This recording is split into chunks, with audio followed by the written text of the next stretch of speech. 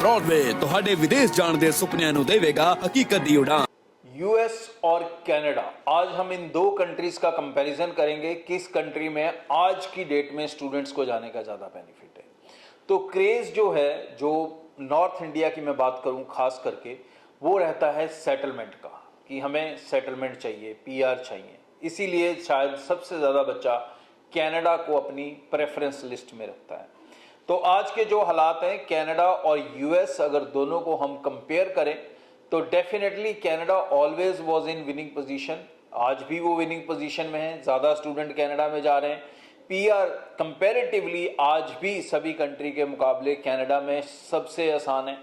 और दूसरी तरफ है यूएस। यूएस एक ऐसा देश माना जाता है, ऐसी कंट्री मानी जाती है, जब बात इमिग्रेंट्स की आती है, माइग्रेंट्स की आती है, भाई ये एक गंगोत्री है। यहाँ जाने के बाद किसी के मन में इच्छा ये नहीं रहती कि मैं यहाँ से आगे निकल जाऊँ, क्योंकि इसके आगे अब कुछ भी नहीं है, ये लास्ट ऑप्शन है।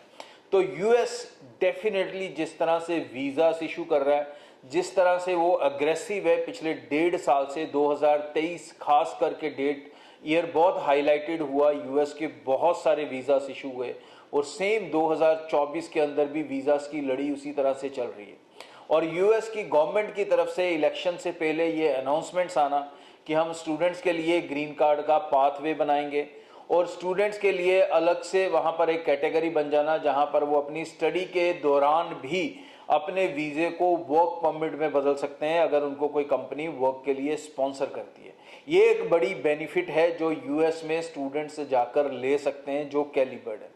तो यूएस अभी जो आने वाले टाइम के लिए है, वो स्टूडेंट्स के लिए एक शानदार डेस्टिनेशन में कन्वर्ट होता जा रहा है। बहुत सारा स्टूडेंट्स लगातार यूएस स्टडी वीज़ा अप्लाई कर रहा है, और इतना ज़्यादा बच्चा अप्लाई कर रहा है कि इंटरव्यू के स्लॉट्स मिलने भी कई बार चैलेंजिंग हो जाते हैं। तो भाई जो यूएस अप्लाई करना चाहते हैं, जो यूएस स्टडी करना चाहते हैं, जो यूएस को एक ड्रीम की तरह लेते हैं, तो मैं उनको ये भी बता दूं कि विदाउट आइलेट्स है ये कंट्री। यहाँ पर आइलेट्स, पीटी, इस तरह के टेस्ट की बहुत ज़्यादा ज़रूरत नहीं है। खासकर उन बच्चों को ज़रूरत नहीं है जो रीसेंट पास आउट है, जिनका गैप ज़्यादा है, उनको कहीं ना कहीं अपनी इंग्लिश को जस्टिफाई करने के लिए इन स्कोर्स की ज़रूरत पड़ सकती है। और यूएस के अंदर आप मास्टर्स 2 साल की कर सकते हो, बैचलर्स 3 से 4 साल की कर सकते हो।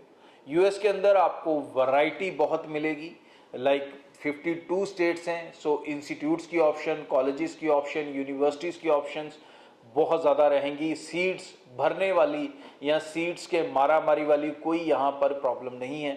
यहाँ पर किसी तरह का कोई कैपिंग सिस्टम नहीं है। यहाँ पर जाकर आप अपने वीज़े को वर्क परमिट में भी बदल सकते हैं।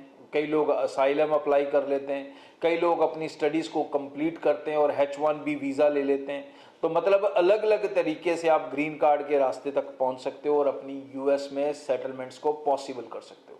एज फार हम इनकम की बात करें, कमाई की बात करें, तो यूएस के बारे में मुझे बताने की ज़रूरत नहीं है।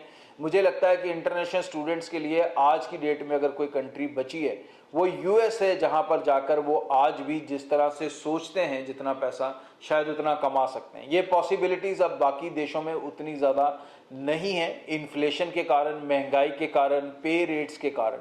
लेकिन यूएस में आज की डेट में भी इनकम स्केल बहुत ज़्यादा हाई है स्टूडेंट्स का। सो निश्चिंत बेफिक्र होकर आप यूएस स्टडी के एप्लीकेशंस लगा सकते हैं। ब्रॉडवे टीम को मिलें, अपने प्रोफाइल्स को क्रॉस चेक करें, क्योंकि जब तक हम अच्छे कॉलेज, अच्छी यूनिवर्सिटी या अच्छे कोर्स में एडमिशन नहीं लेंगे, यूएस का वीज़ा नहीं निकलेगा। क्योंकि यूएस का वीज़ा कागज़ों पे नहीं मिलता, इंटरव्यू पे मिलता है, और इंटरव्यू में कामयाब वही स्टूडेंट होता है जिसकी हर चॉइस और उसका प्रोफाइल परफेक्ट होता है कि वो बोलकर उसके बारे में वीज़ा ऑफिसर का कॉन्फिडेंस जीत सके। Thank you. ब्रॉडवे ਤੁਹਾਡੇ ਵਿਦੇਸ਼ ਜਾਣ ਦੇ ਸੁਪਨਿਆਂ ਨੂੰ ਦੇਵੇਗਾ ਹਕੀਕਤ ਦੀ ਉਡਾਨ।